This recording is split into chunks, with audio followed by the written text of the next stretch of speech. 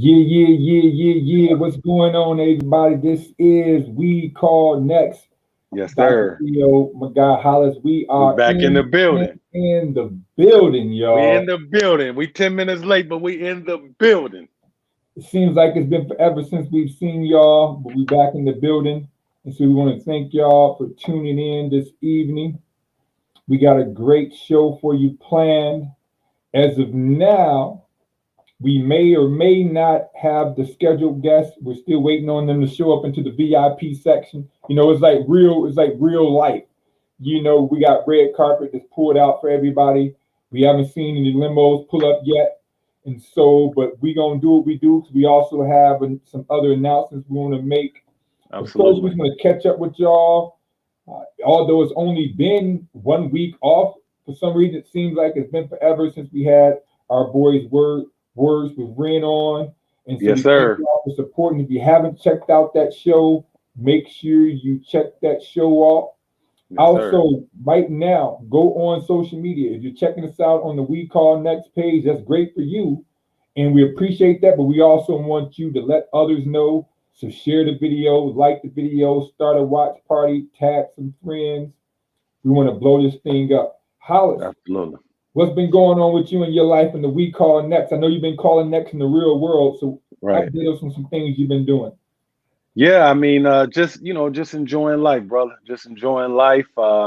Looking for us to go to that next level. So just trying to get people to tune in now while you can still catch us because we're going to go on a hiatus. But on that hiatus, we're going to be looking to improve and enhance the product and the content that we're giving you. We already have a lot of great guests that are signed up and committed for next season, and so we're just looking to go to another level and we call next. So we trying to call next on this podcast game. We trying to go to that next level. Some of that going to that next level, you guys will hear about. We do have one for sure guest that's already showed up as we're waiting on our two main guests today. And we're gonna, share some of those things on how we're gonna go to that next level. But life is good. As y'all, those of you that know me on Facebook, my two main players are coming back for the Lake Show when regarding the Lakers. So I'm excited about that. Now we about to see what's really up and what's really popping on that end. But no, man, things are well, man. Things are great. Yeah, so if y'all didn't catch that, Hollis did mention the hiatus. So season one, so we had the first 3 episodes that we pre-recorded.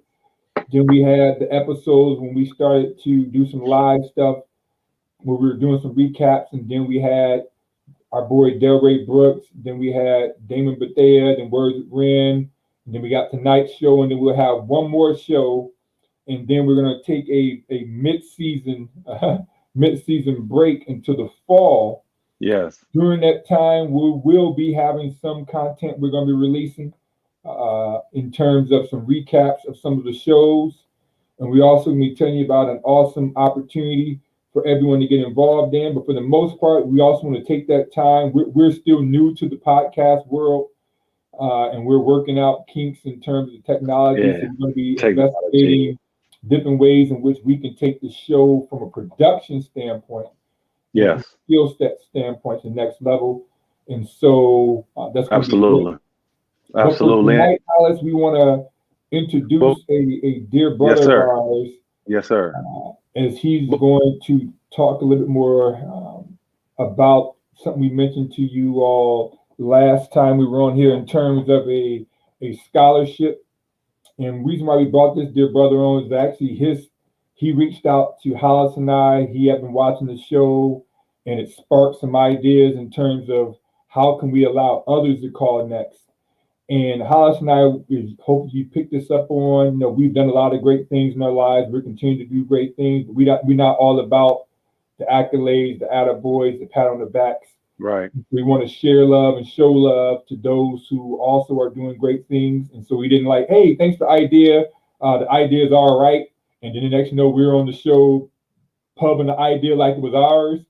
No, we wanted to bring this brother on, just let him have Absolutely. the opportunity to share his heart Absolutely. then we're going to go from there. So without further ado, Before you bring them on, Thee, I did want to just shout out guys, and so I do want to mention as we're going to transition. So this is a good segue, but the Winter Joy Project, that's something near and dear to my heart. It's a non-for-profit that my daughter led and I have started, and the legacy of my mom. So I'm going to start speaking about it a little more on this show. Would love to get you guys' support. We really got it up and running in December. We've already helped almost 200 families getting school supplies, coats, hats, scarves, those kind of essential garments. And then also we've already been on the news. We partnered with the YMCA in Chattanooga, and this is all under 6 months. We've even already gotten our first grant. So just you guys are going to start hearing me talk about that as we transition to giving back and talking about scholarships and things of that nature. You also have an opportunity to help support the vision on the Winter Joy Project. So it's the www.thewinterjoyproject.com. Winter Joy, Joy School, represent Michigan City. Winter Joy Project.com. So I wanted to shout that out. You can drop that in the chat, Hollis, and then people can see that. No doubt. And so while Hollis is doing that, we want to bring on our brother Scott Bachman, who's also a former player in Michigan City, went on to play in college and is doing great things. We'll give him the opportunity to catch you up on what he's doing. And then we're going to just chop it up with him in terms of this scholarship opportunity. Yes, sir. What's up, everyone? So what's going on, Scotty? So just introduce yourself, and then we're just going to just chop it up for a bit and just go from there. Yeah, so Scott Bachman here, class of 1997. Got the opportunity to go to Elston for 2 years and see some of the great ball players that went through Elston over the years, even preceding me. But then I was lucky enough to be one of the first basketball players on Michigan City High School's teams my junior and senior year. So got that experience of that consolidation. But, that's a little bit about the background. That's obviously not what I'm up to today. So happy to chat about that a little bit if you want to go there. Yeah, so because one of the things we do on the show is basketball, as great as it is, but it has a pretty definitive shelf life in terms of our career. So what are you doing now, and how did you reconnect with us? And then we'll go from there. Yeah. Well, after graduation from Indiana University, so I graduated. I did not play there, for the clarification. I'm no Deron Cornell. I know that, but I did play a year of basketball at Albion College, and then decided just to transfer to that shelf life comment that you had earlier, Theo. So I ended up transferring to IU and just focusing on what's after basketball. And after graduating in 2001, ended up moving to Chicago, started a commercial banking career. So I've worked for a variety of organizations in the Chicagoland market since 2001, with the most recent being joining Wintrust Bank in 2018, where I'm a senior vice president and part of the commercial banking team there. That's what's up. Y'all hear that? Senior vice president in the building, baby. I love it. MC, I love it. Yes. So, and I had the pleasure, I played a couple of years with Scott's older brother, Ben. And so that's how we had that connection. And he comes from just a great family. I've had the opportunity to work with his mother several times. She was a principal. She's still a principal? She retired. She got out last June. Relatively perfect timing with some of the challenges associated with being in education in this current school year, no doubt. So she did her time, did 49 years, and is enjoying a much more relaxed life these days. That's what's up. That's what's up. And That's so a few weeks, it's been probably a couple months now. I don't know if it's been that long, but our brother reached out to us, had this awesome idea. Yeah. And so we won't even take the shine from that. We want you to break it down. So, you were watching the show. What was the impetus for this? How did it start? What's the idea? And can I even say, with Scott's background, Scott could have did this on his own. Scott didn't necessarily need us, and so we appreciate you, being supporter of the show, wanting to connect with us. Obviously, we have a similar audience. Sanita just shouted you out, said that you looking like your brother Ben on the chat, and shout out to Sanita. And but I just think that's huge, man, because part of what we like to do is share people's stories and allow other people to have some of this platform. So like Theo said earlier, by no means do we think this is all about us. We realize that it's an opportunity and we kind of facilitate, and so by you first supporting, and thank you for watching and being a part of the show, but then secondarily saying, you know what? I think we can get down together. I think we can rock together. I think we can accomplish some things in Michigan City and really help people out. And then the initiative that you took to reach out. So much love on that. So I just wanted people to know that before you get started. So thank you. Yeah. Well, I mean, the collaboration, I think, has started. First off, I want to thank you two for allowing me the opportunity to collaborate on this. I mean, I think this platform that you guys are rolling out is a pretty phenomenal thing. I mean, I think back, I was in 8th grade when Hollis was a senior. That team with Macon, Hall of Famer, Theo, that young buck as a sophomore, moving into that starting lineup. Those were memories. My brother was on the team, kind of split, 1 year between the two of you. And so, I just remember wanting to wear that Elston jersey and wanting to accomplish some of those things that you guys did, right? With that semi-state team and the B92. And then Hollis moved on. Theo obviously got promoted to a bigger role after basketball graduated, and just saw that team continue that Elston legacy of being able to put a lot of production on that court and get back to the semi-state.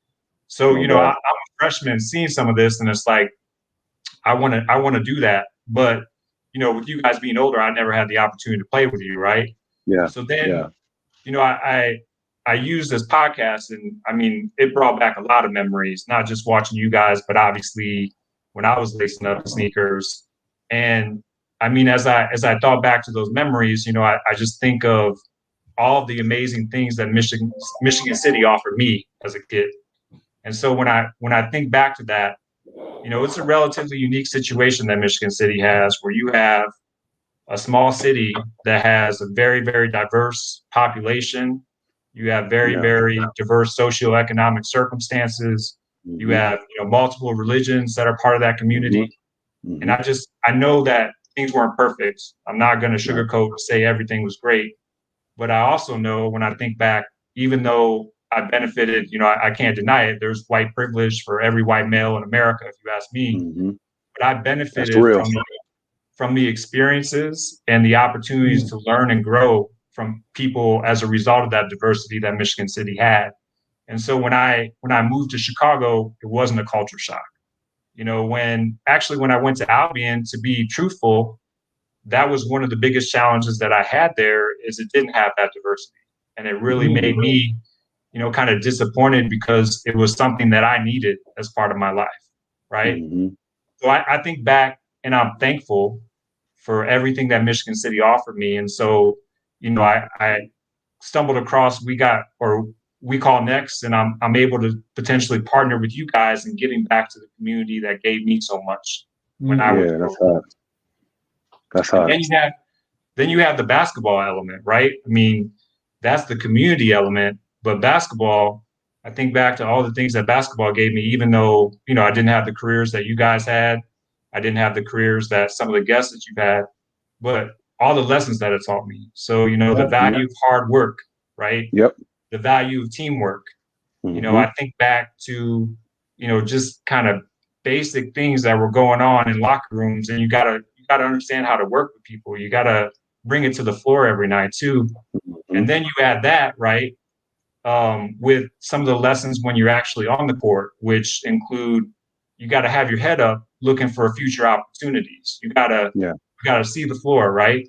Then you think about, not just seeing the floor, but also, what are you going to do when it's your turn at Water Tower or an open gym, and you got to call Next?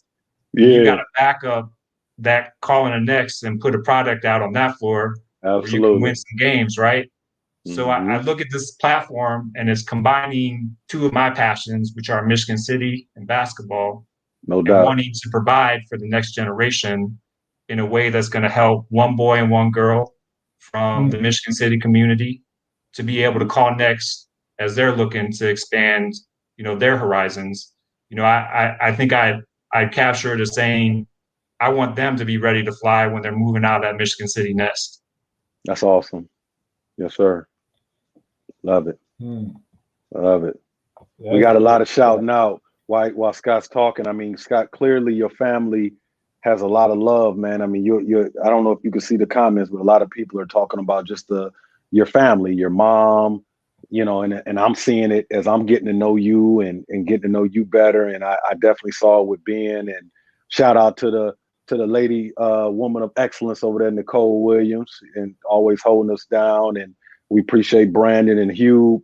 Just appreciate the support, y'all, and just chopping it up and hanging out with us. And of course, my man Words with Ren, as y'all saw, he was our host last week.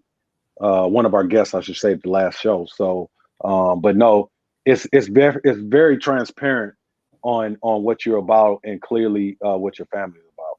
So yeah, that's much love right there. Well, the shout outs to my mom, I mean, I give her the world of credit because I think my mom, installed that in me. And frankly, I appreciate everyone's comments about her, but she definitely is someone that, made me who I am today too. That's awesome. Now we got to stop because we got an Elston legend asking the questions. So if we had sound effects, I'll be pumping the brakes right now. When Curtis Jackson asks something, I got to make sure you get it answered. So Curtis wants to know, is Brent your dad? Yeah, Brent's my father. Brent actually passed away in early 2016, so he's no longer with us. But I mentioned my mom just because people shouted her out. Don't mean to minimize my dad's role. My dad was park and recreation superintendent in the community and gave a lot to the community over the years too. So yeah, Brent was my father. Unfortunately, he's no longer with us today. Okay, sorry to hear that, but sounds like he left a legacy. Yeah, definitely. Fellas, just to let y'all know, I checked the VIP section, still no guests. So what we're going to be doing, more than likely, because Holly said the main guest, the new philosophy is the main guest is the guest who shows up. So right now, Scott is the main guest. And, this is an impromptu. He was supposed to just talk about the scholarship, but because of his name, and because of the legacy, it seems like, he's the main guest. This was how it was supposed to be for this evening. So we do apologize. We were supposed to have Jerron Cornell, Lee, Nalon on.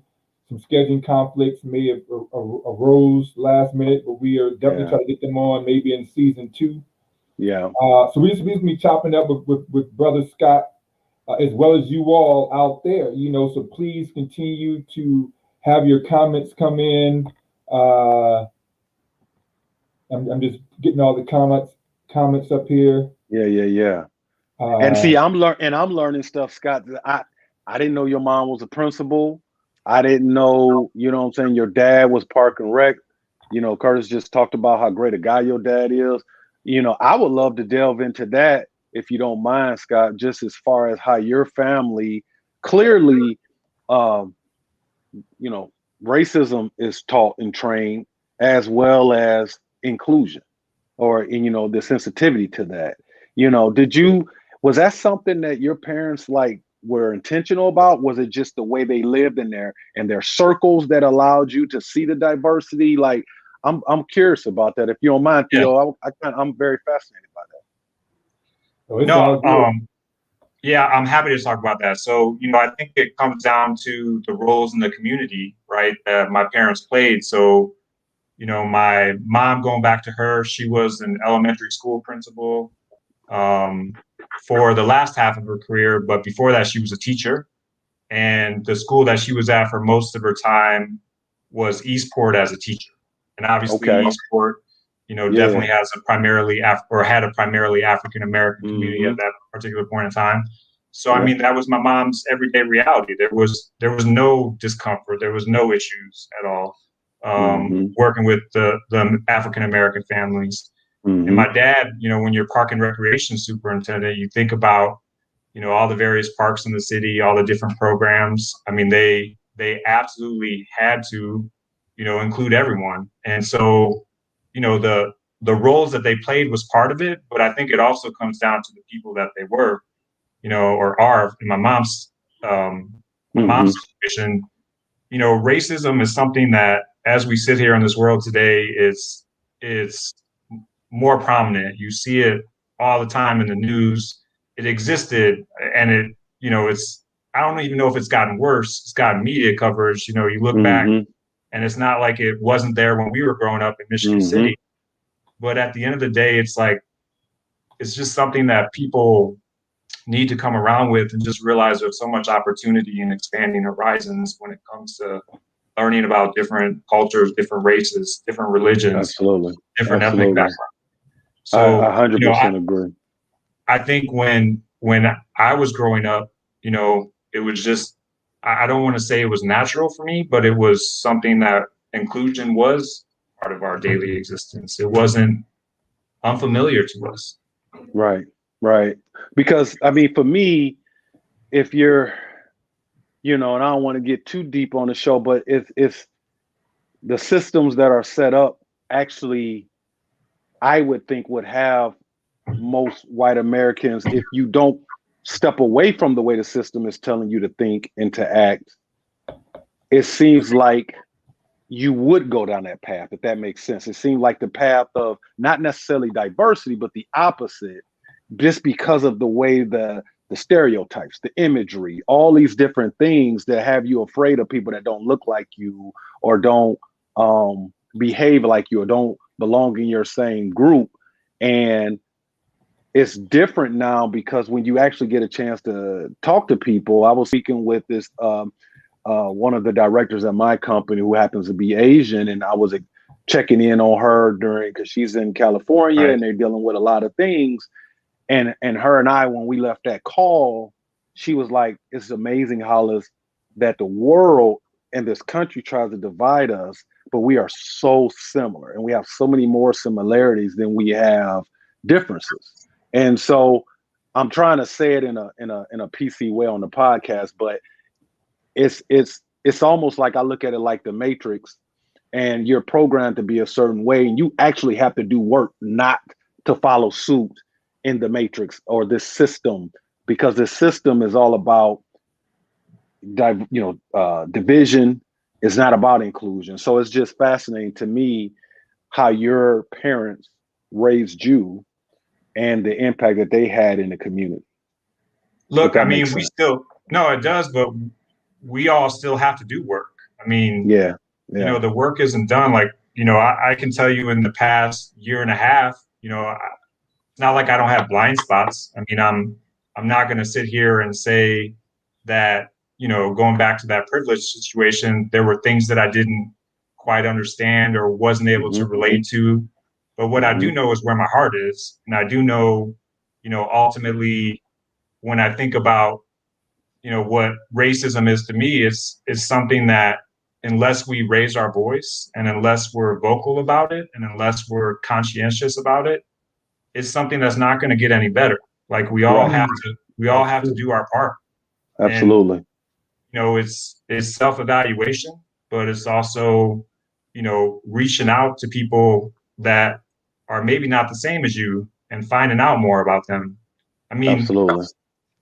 Minority, the whole status of minority, I can tell you, I mean, to be transparent, on the basketball court, there were a fair amount of times where I was a minority, right? You look at the composition, and I was the one that was trying to fit in. It wasn't a situation where, I was the majority. I was trying to hang with people that weren't of the same race. Absolutely. And so you were trying to assimilate with the majority of the players and stuff. Yeah. Absolutely. And so, I mean, I just look at it like, at the end of the day, all of us just wanted to put that ball in the hoop. All of us wanted to win the game. And, to this day, you guys talk about brothers on this show, shout out to the guys I graduated with, Desmond Jones, Byron Mitchell, Keith Aldridge, Yes, Andrew man. Jackson. You I mean, graduated those with guys. Keith? Oh, wow. Keith Aldridge. That's my little Yeah, guy. those guys are brothers to me, and they always will be. Yeah. So That's what's. speaking I of was going those to ask. teams, I got a question because refresh my memory. So who was some of the top ballers on the team when they combined? There was a year after I left. So who do you think was really trying to hold that down, keep that legacy? And I'm talking about the early years, 95, 96. Well, so I mean, I don't know if you want to get into the consolidation, because the consolidation was just fascinating, if you ask me. You had two coaches that were extremely established with Dan Stanky and Rick Pummers. Both of them had won a lot of games, and they ended up, as I recall the situation, they were put on probation for a fight. Theo, you may remember this. I think there was a fight, Rogers versus Elston. I think there's a little bit of like benches cleared, but it wasn't a brawl by any means. It was just this really modest, situation, and people crossed the line. And as a result of the benches, quote unquote, clearing, they got put on probation, and they weren't eligible to get the head coaching job. So, oh, wow.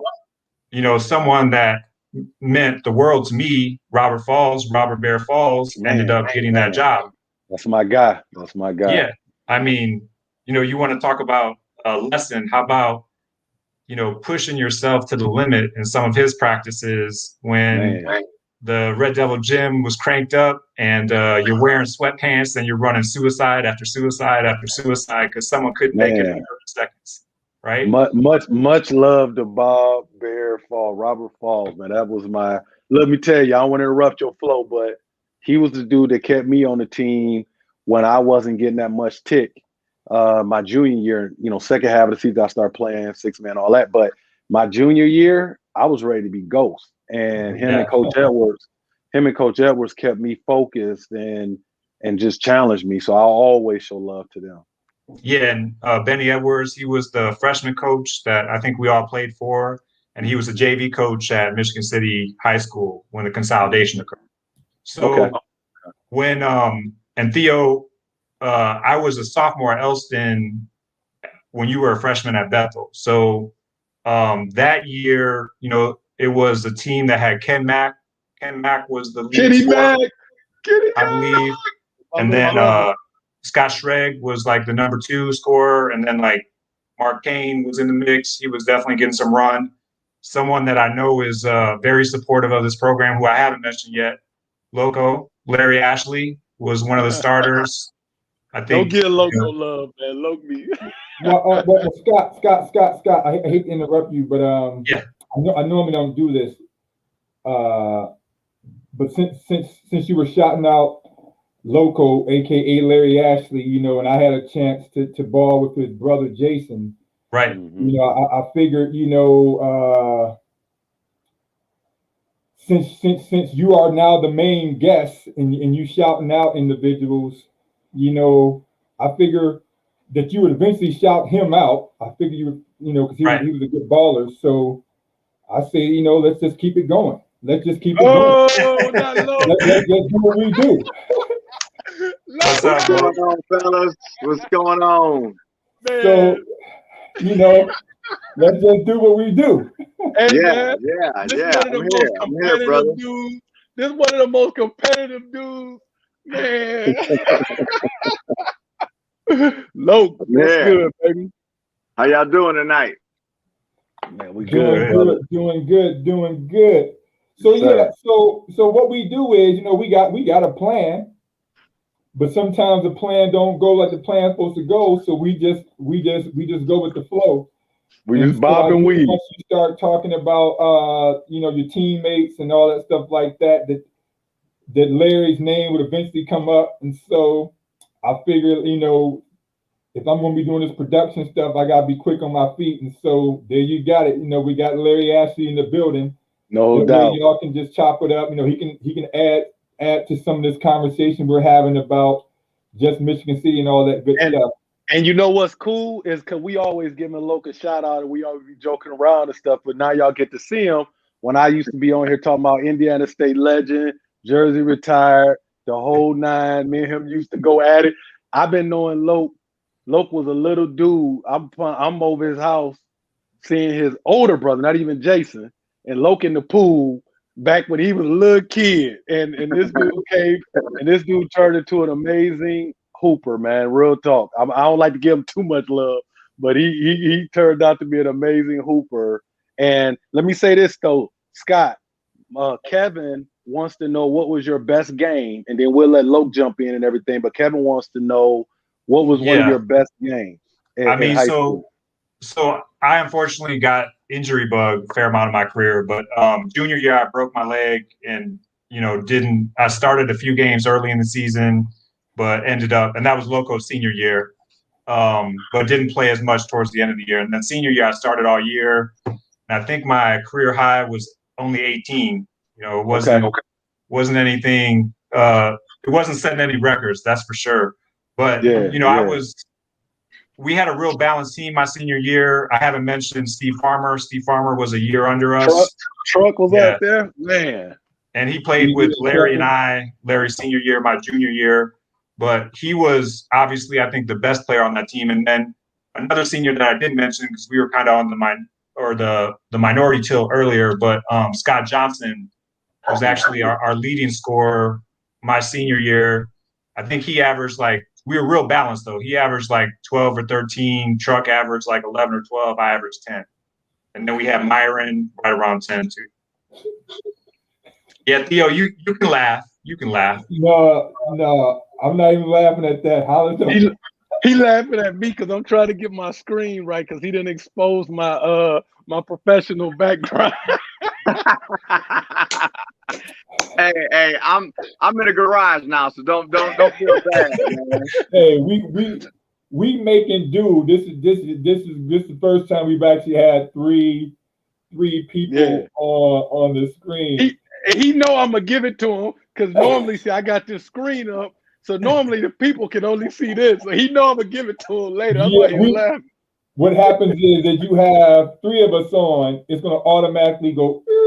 But now with four, it scratched them back out. But we couldn't foresee this, and so that's why I'm saying baby. We don't step our production game up. We just working out the all key. Good. But I know once Scott started talking, my mind started going. I was like, okay, let me see if Loke is on right now. He happened to be on, so I was like, hey, you want to hop on? He's like, yeah, in the future. I'm like, no, right now you want to hop on right now. Because I had told Loke I wanted him to be on. Remember, Loke, I hit you a while. I wanted Loke to be on as a guest later, but this is cool. Hey, whenever you need me, hear it later, wherever, That's right. Because I want people to know about the things that you did at Indiana State. You hooped in high school, but Loke, you and I got this in common. High school, we just was scratching the surface of our game. You know what I'm saying? And we got a lot better after high school. You know what I'm saying? And so, because I saw you when your butt came back and you was banging on people and shooting them long threes and cutting all the time. I like the guard, but Loke, he cutting all the time and moving, Scott. And so it was real good to see it. It was real good to see it. It was. I mean, and I think that's part of when we talk about We Call Next, that's part of the legacy, is that all of us can say, well, we grew up, we were watching so-and-so. Yeah. Or we would try to go to the courts and get picked up when we were 8th grade, 9th grade, 10th grade, playing against, and so then you come back and you see the youngins do their thing. And we see them take the torch and even go to the next level in some cases. And I think that's the whole spirit behind this show is there's enough shine to go around. Your legacy isn't simply what you did. Your legacy is how you poured into someone else, inspired someone else, invested in someone else. And so it always makes me feel good to say, yeah, I remember when Larry might have been like a string bean doing his thing, and then all of a sudden he came into his own and was at I-State and then came back. That's all I kept hearing was Loke. And then, of course, he let us know because he every now and then on Facebook he posts that same footage. Some game, I'm not sure, it must have been some league, but it was at the gym where he got real hot from three. And he was murking somebody, you know, and so, but that's always a blessing to see that. But here's what's funny about Loke, man. Y'all don't. When I say this dude competitive, right? So we used to go at it, obviously, and but I've even seen Loke as a grown man on Facebook going at somebody with them video games. I've literally seen Loco here trash talking. Am I lying, Loke? Nah, you know, man, you know, me and my fraternity brothers, it started probably I want to say spring '97, maybe fall '96 on Madden, man. When I was down in Indiana State, my fraternity brothers, man, we started to play Madden, and we would spend hours and hours on this game, man. And we would have tournaments every year, you know what I'm saying? And we would. That was our lifestyle for a while, man, and it was good because it kept us all connected, you know what I'm saying, and it kept us in the crib, away from any type of trouble, you know what I'm saying, away from, you know, just kind of out there in the streets. And to this day, we still go at it. We still have a tournament every year. I mean, you know, I'm a competitive person. Yeah, you know, basketball was my thing, but you know, as we all know, that ball stops bouncing. You know what I'm saying? Eventually, so you gotta you know, pick up some small things, you know, to keep that competitive going. Because I retired, you know, probably about 2016, really from really playing. So it's over for me.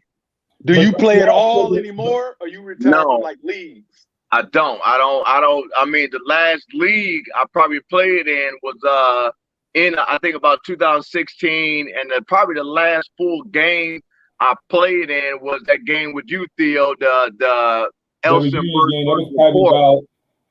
that was like when y'all all came back together. Yeah. 3 years ago, probably. Yeah, and that was like the last like game, you know what I'm saying? And after that, you know, I mean, I would play, you know, I would go to different parks or different gyms around and play, but you know, sometimes you just feel yourself that it's over. You know what I'm saying? You have to tell yourself that is over when you lose that competitive edge, when you have nothing more to prove. I mean, for me growing up, I mean, why I was so competitive is because I had something to prove. I mean, it was like that term, all my life I have to fight. Yeah, that was my theme song from junior high, from, you know, not playing in the 7th grade, from getting cut in the 8th grade, from, you know, trying to be as good as Jason, trying to guard Hollis, try to go at Theo every now and then, try to go at, you know, people, you know, older than me, and just to prove to them that I could play, man. It was a long, hard journey. I mean, trust me, that was my life goal, was to show everybody from 7th grade on up that if you played in front of me during that time, I was coming for you, and I was not going to stop until I got the best of you. And now, I mean, it may sound silly, you know what I'm saying, but that was my goal, that anybody that stepped on the court before me, whether you was at Barker, whether you was at Krieger, or wherever you played, my goal was to destroy you. And I mean, I think I accomplished that for the most part, you know. No, you did. And how tough was it? Because so we often shout out Jason, because, you know, obviously Jason was a young buck when I was playing, him and Theo. And then obviously Jay went on to some amazing things at Elston and had an amazing career along with Theo. But how tough was that for you, Loke, being, you know, Jason's little brother, and you know how you mentioned trying to prove yourself? How tough was that? You know, I realized, you know, kind of early on that he was kind of on another level. from as far as age bracket and as far as skills. Mm-hmm. And I kind of use that to propel getting to get better to one day, you know what I'm saying, I'm gonna beat him. I'm gonna be better than him. You know, I stole his little left hand jump hook. I added that to my repertoire, the little mid range, and it was just, you know, he early on kind of you know, propelled me that I'm like, you know, I remember when you couldn't hoop, you know what I'm saying? I remember when you was, you know, 7th, 8th grade and you was fat and you know, everybody was picking on you and you couldn't hoop. Then you just blew up, you know what I'm saying? And I was like, hey, I gotta get to that, because I was once a little bit better than you, you know? And you know, it just really kind of propelled me to be so competitive that to show everybody he wasn't the only one in our family that could hoop. And it just, like I say, I played with a chip on my shoulder all the way till I was probably 36, 37 years old. You know, playing against, you know, 25-year-olds and you know, rec leagues and all that. It was just, I was on a true mission. And like I said earlier, you know, Hollis, you added to it, Theo added to it, you know what I'm saying? You know, Reggie Edwards added to it. All the people that came before me, I wanted to prove myself, you know what I'm saying? To show that I could hoop. I just, you know, I developed late, you know what I'm saying? You know, high school, I was so, you know, Scott mentioned his best game. My best game was my very last game. You know, we lost against LaPorte in a sectional championship. I think I ended up, you know, 24-12. You know, y'all was doing that on a regular, you know what I'm saying, at Elston, you know. So from that, you know, I went to Indiana State, and before I even walked on a team, like, I would go in the arena and nobody would pick me up because I was, you know, I wasn't known. And I was still skinny. So what I would do when they would go to the other end, I would get the ball and go start dunking. You know what I'm saying? So, you know, when you can dunk, people at least pick you up to say, hey, you may have some skills. If you can dunk, you know what I'm saying, you may have some skills. So that's how I kind of made a name for myself. And from that point on, I stayed in the gym every day, at least 5 days a week, you know what I'm saying, skip dinner, weekends, you know what I'm saying, playing, I mean, you know, kind of all of that. I always played with that chip on my shoulder to show strangers to come back home, you know what I'm saying, to Michigan City, to say, hey, if you work hard, you know what I'm saying, you will achieve your goals. And that's on the court, that's off the court. But for me, absolutely. On the court, man, I wanted you. I seriously, I wanted. He tells no lies. I wanted you, Theo. I wanted all of y'all. Man. I know you did. And all I was trying to do was, especially after the injuries, I was just trying to hold people off as long as I could, you know. I get to the point to where it's like, there's a joy. Like I said, there's a joy in seeing someone blow up, and you know you had a part in that. And it's not to say any of us made you, but we're all products of our environment. We're products of people around us. Before we keep going, if you're just now tuning in, you just got on. You look and you be like, is that Jerron? That's not Jerron Cornell. Well, you know, some scheduling conflicts arose. And so we had to go impromptu, and we brought our guy Scott Bachman on. He's been talking about a future Recall Next scholarship that we're going to be launching in the fall, hopefully. And then that got to going, and he was talking about basketball. When they consolidated, the wheels got to turn. And next, you know, we got LA, aka Larry Ashley, aka Loco on. And so we just chopping it up.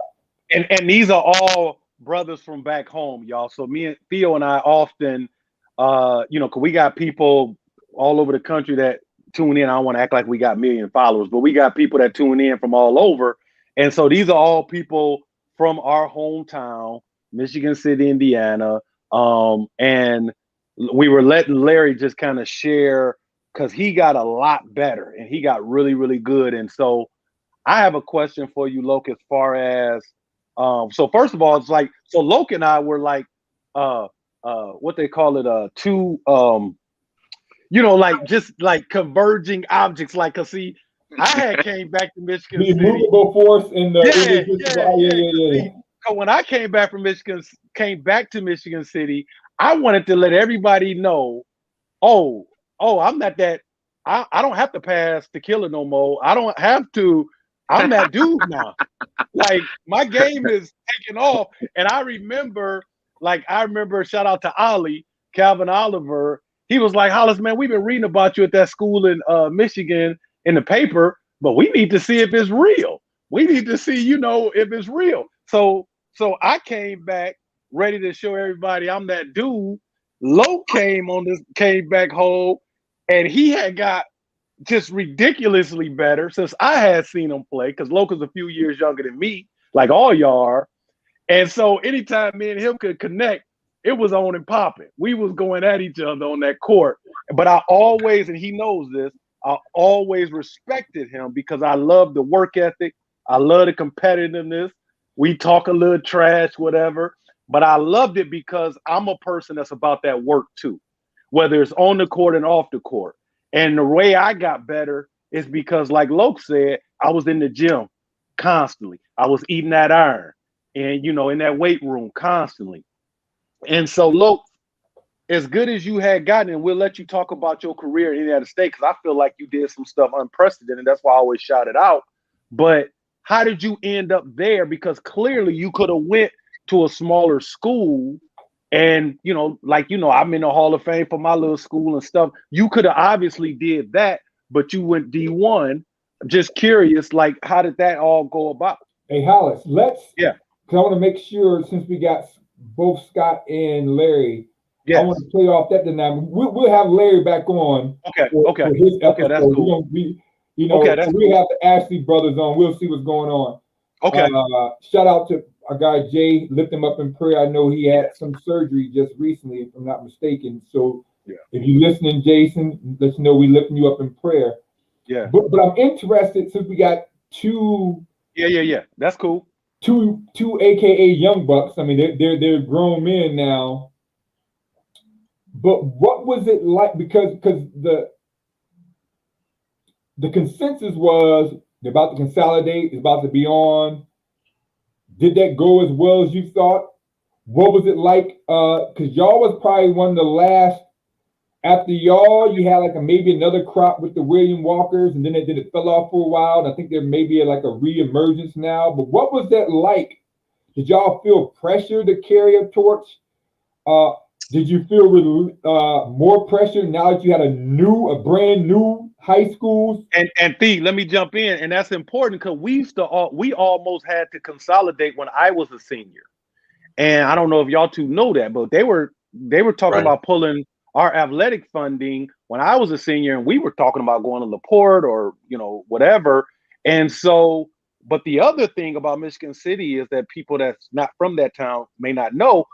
We had two main high schools and one Catholic school, and we were a powerhouse in basketball. And we would always say, if we did combine, no one can stop us.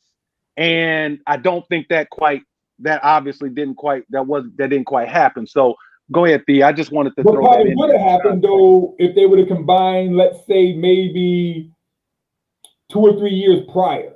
Mm-hmm. I think we'd have had a run. But you still had the best of Rogers and Elston, two of them right here coming together. So what happened? I don't want to be disparaging of the other school, but don't. It wasn't now, because even our senior year. Don't get fired, like Jalen Rose said. Don't get fired, Theo. We would have added Kool-Aid.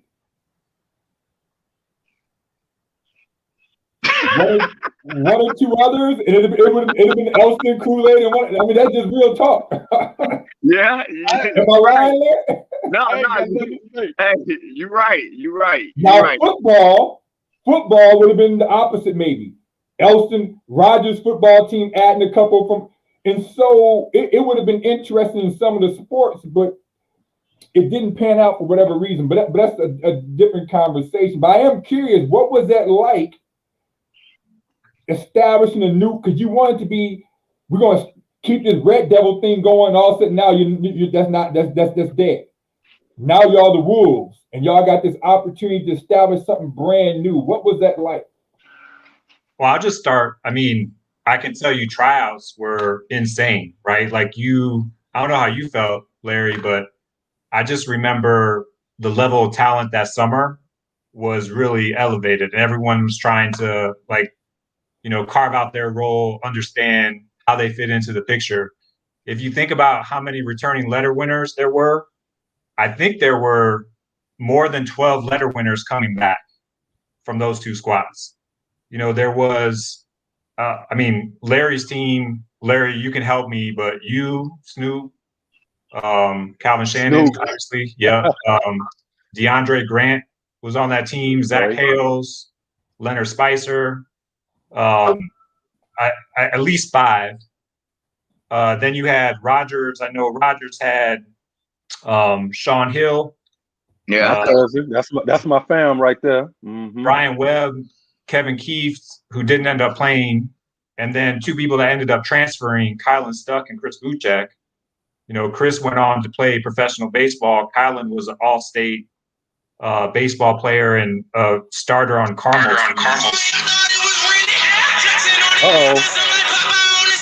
Anybody hear that? Oh, okay.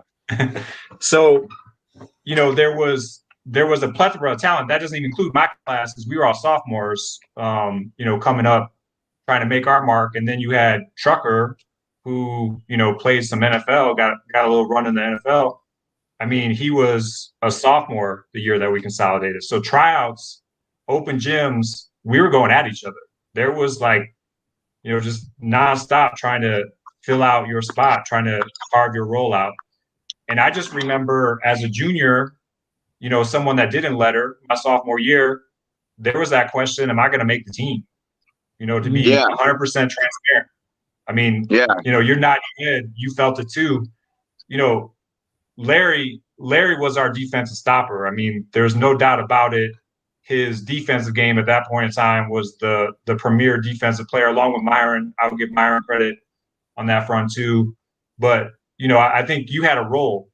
I felt like there were 7 wings, and, I was a 6'2" power forward, small forward kind of mix. I mean, I didn't know where I was going to sit. That tryout was intense, and that list, when it came out, I just had so much relief when I made the team. Was the first starting point. But then I think the other challenges, I mean, there were some people that were letter winners, but we had never played together, for the last 3 years, level of consistency. When you're a junior or a senior, normally you've ran with those guys in organized basketball for 2 or 3 years, right? You're in an established system. You're playing for the same coach, right? We had a new coach, new players trying to all meld together. And I think the only other thing that I would say from a pure talent standpoint, we didn't have height. I think we had talent, to be honest. I don't think it was a lack of height. A lack of talent. I think a lot of it was just, that growing pain of merging 2 different schools together, new coach, new program, a different way of playing basketball a little bit too. Because I think, Falls maybe might have been a little bit more conservative with his playing style than Stanky or Cummers were, to be 100% transparent. So, there was a lot of work the ball for 20 seconds before you even thought about shooting. And when we're playing in the Duneland versus the NIC, that wasn't where, necessarily you would have thought Michigan City would have ended out, because you would have thought that we would have been more of a run and gun team relative to some of those Duneland conference schools. Yeah, I'll piggyback on that. Going from making a team, I can remember for me, I was running cross country at the time. That was my first year, but I had great success in running cross country.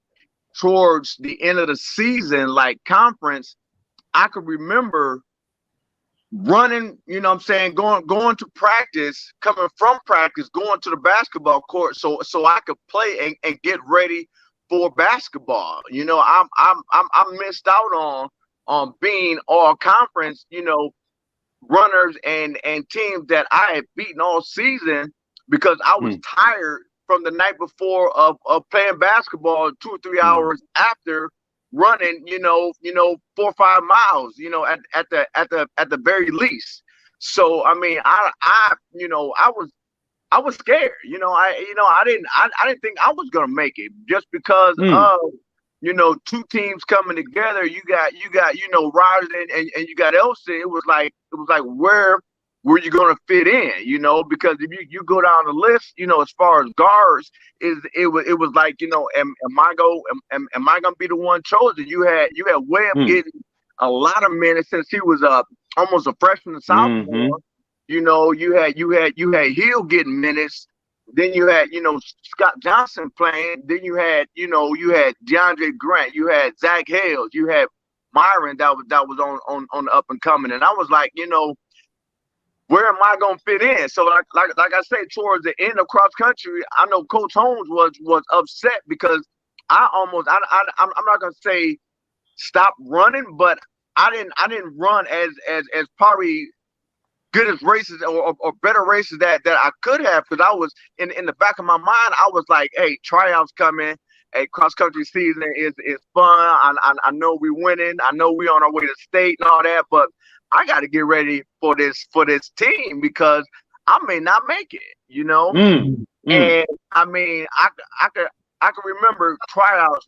I ran in the state meet that Saturday. Tryouts was that Monday. So I had, you know, really one day to change my whole, you know, mind state and everything to get ready. And then that tryout was, well, like Scott said, it was crazy. You know, it was a lot of nerves, a lot of, you know what I'm saying? Hey, I got it. Hey, ain't no more Elston Rogers, you know what I'm saying? So if I don't make it, it's like anything that I did for Elston was gone. It was like, and you didn't feel like, Loke, that you had the inside track from playing at Elston and Falls is running things. You didn't feel like that? I mean, you know, I did, you know, slightly, but to be honest, it was almost a free fall, because, you know, it was like nobody's job was safe, you know, and it was that type of mentality. And kind of, you know, once the you know, trials was over with. I mean, I ran down there, you know, to see my name, and that was like Scott said, that was a big relief. But I think the biggest, and I'm not gonna say downfall, it was we didn't get that chance to develop that chemistry, that cohesiveness, because it was always, you know, Elston, whether it's varsity or JV, you know, versus Rogers. It was always that mentality, and now we got, you know, less than a month to really understand, you know, where Sean Hill likes the ball. You know, how does Webb play? You know, how does all these other cats play? And, you know, once the season started, it was like, you know, we just got to get through. We got to somehow gel as a team and try to win some games. So, you know, I think we started out at a disadvantage that first year, because we just didn't have, you know, that long term of at least all juniors playing with each other on varsity. You know what I'm saying? That previous year, like playing together, we was always against each other, and it was difficult to a point to understand everybody's game. You know, it's not like, you know, we had a whole summer to really develop. Yeah. In my mind, it was still Elston and Rogers. I'm not gonna let somebody from Rogers take my spot. You know what I'm saying? But practice, you were still us versus them. And they're like, dude, in the back of my mind, it kind of was, you know. And Loke, you only played 1 year for the Wolves. Right. So how was it comparing playing at Elston to the attendance and everything else playing for the Wolves? The attendance was there. Everybody was there because everybody was anticipating on us being this powerhouse team. Okay. And Okay. it was pressure there. Nobody may not say that. I mean, we was all young then, but as I look back, it was a lot of pressure due to high expectations. You got these two teams, I'm saying, no matter what they've done, you all should come together and you all should win. You got one team that's coming from, sectional championships from y'all, to my junior year at Rogers. That should have been the icing on the cake. But which is what we all thought. All of us alumni, we all thought that. Right. Then, it was like, and again, like Scott said, it was, I think, people from Rogers had to get used to Fall's, style of play. We was all used to it, but when you bring in new players that for the most part, the game that I saw, Rogers was up and down. Now they was getting their head cracked, so they kind of had to be off the ground. But I don't want to knock them too much. But it was now, like Scott said, it was pass the ball, 10, 15 times, which it was, looking back, it was okay. But as I understand the game like I do now, I think that kind of hindered us a little bit, because you had Webb who could go. Webb could play, but I think that when he got into Fall's system and was kind of limited, you could really see that in his play. That tenacity of just go out there and score one-on-one. It kind of left, and it was, we just didn't gel quickly as everybody thought we should have. And some aspects of it, it was, I thought I let the city down. I still hold on to that to this day. That's 25 years later. I say let that go. I used to feel the same way, but when you're young, when you're 16, 17, 18, you're not letting too many people down at that age. Right. That's not on us. That's not even on us. Right. So especially in sports, and here's how we know he didn't let the city down, because, and we'll get into this when we get you back on the show, the stuff you're doing now. Right. The fact that you're here now, that's the real legacy. Same with Scott. He may say, well, he didn't have the same career as we got. Well, ain't many people got the same professional career as he has. Absolutely. That's true. What would you rather? Let's keep it real. You want to be like the man in high school, the woman in high school, or in grown life? And so, definitely grown life. Definitely grown life. In that moment, I just had that outside feeling that I should have been a part of that first championship. Now, right. I don't feel so bad because they haven't won one yet. That kind of softens it a little bit. That it wasn't just me. It wasn't not at all. And some young lady jumped on here. I don't know her, but she said that they actually won a volleyball state championship. Coach Edwards did his thing with the volleyball. And so I don't want to cut us short. I mean, it's not even short. We're going on an hour 10. Yeah. So I want to be mindful of time, because this conversation could go all night. I would love to get them. Hey, Thee, I would love to get Lil Zach, Lil Webb, all them on with Scott and Loke, and let them kind of share how it was. That whole consolidation and all that. That would be dope. And I think that's what embodies We Call Next, because that was truly a We Call Next moment, whereas you talking about getting out of the shadow. The easiest way to get out of the shadow of Elston and Rogers is no longer have Elston and Rogers. So they literally had an opportunity to call next and build their own legacy. No doubt. We definitely want to showcase that, because I don't think that era gets enough love. And that You know, story hasn't been heard. I'm big on everybody sharing their yeah, stories. definitely. They're telling me stuff. I didn't even know you played at the Wolves. I thought you was straight Elston. So you like y'all teaching me stuff. I didn't even Yeah, know. maybe they need a little documentary, a little city documentary about the consolidation. That I think that'd be great. Yeah. But once again, if you're just tuning in, this was an impromptu surprise. We thought we had two guests lined up that didn't work out, but we ended up having two other guests that were able to come through for various reasons.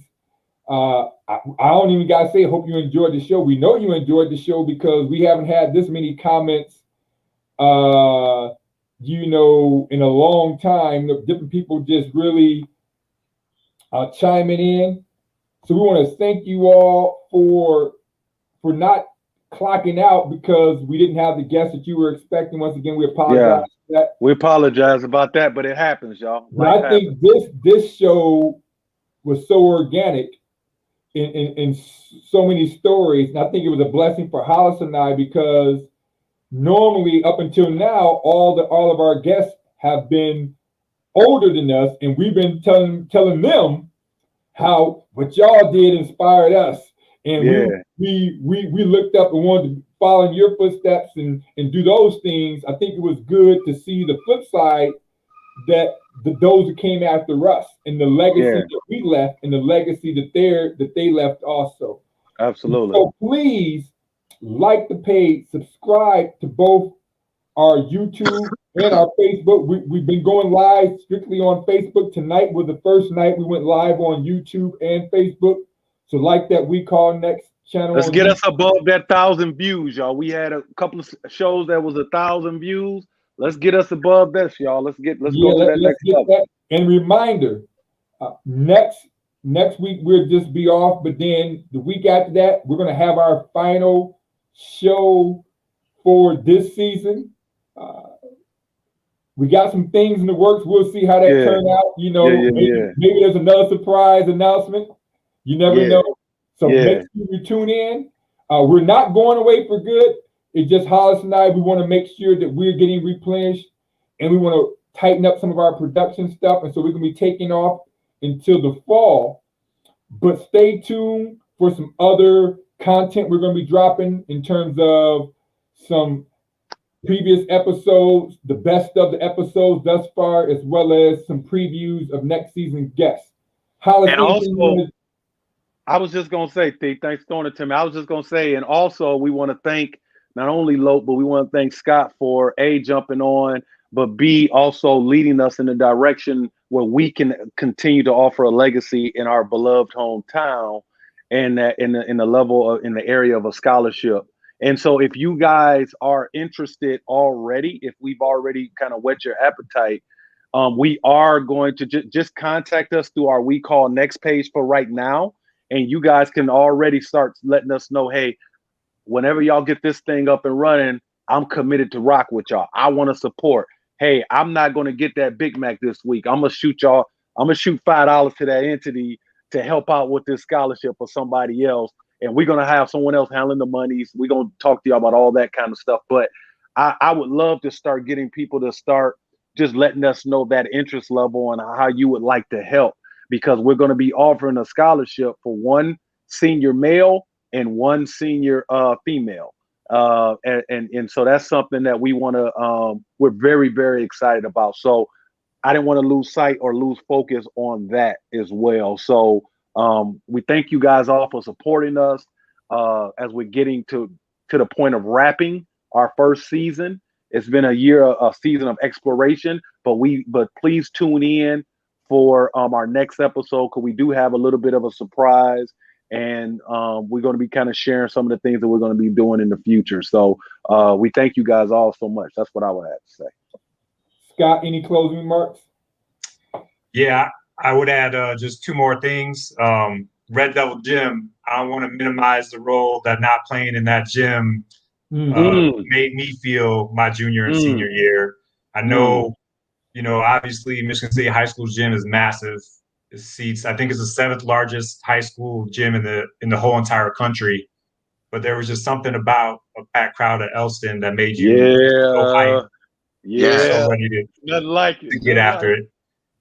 And then the other thing, midnight basketball. So you guys talked about when, you came back after college. I just have to say midnight basketball, if you want to talk about intense games, just like the tryouts were. I mean, my frustration with Albion was in part because I had seen midnight basketball and how good, players were, like Hollis, like Larry. Larry and I had some battles in midnight. Malcolm Reed was on my team. Jamel Thomas graduated with Theo. Shout out Mel.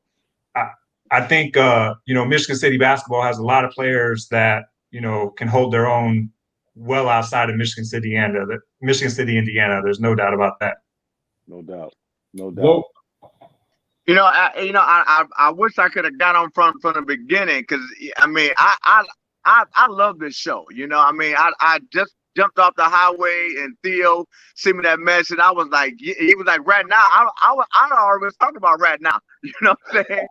So, man, hey, I will support y'all. When y'all come for next season. I'm kind of sad that y'all gonna be off for the whole summer. You know what I'm saying? But I understand you all gotta refresh. You know what I'm saying? Get everything in order.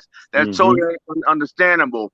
And like Scott said, hey, we got that big gym at the high school, but I'm gonna keep it all the way level. We're not filling those seats right now. Why not bring that crowd to Elston? Well, the junior high, whatever you want to call it, to really get that high school feeling. Because when I look at the crowd on, if anybody live feed or anything like that, is 3/4 empty. It's almost like they're playing in a bubble right now. I mean, wow. I think it would change, because your mindset, all that changes when you look in the crowd and you see it jam packed. Yes, sir. Yes, sir, Lo. I mean, yes, sir. A lot of people's dreams was to run out that tunnel and see that crowd. You see everybody standing up and all of that, man. Like I don't know, maybe that would energize Michigan City again, to go to that next level. I'm praying Michigan City goes to that next level, man, because it's talent in Michigan City.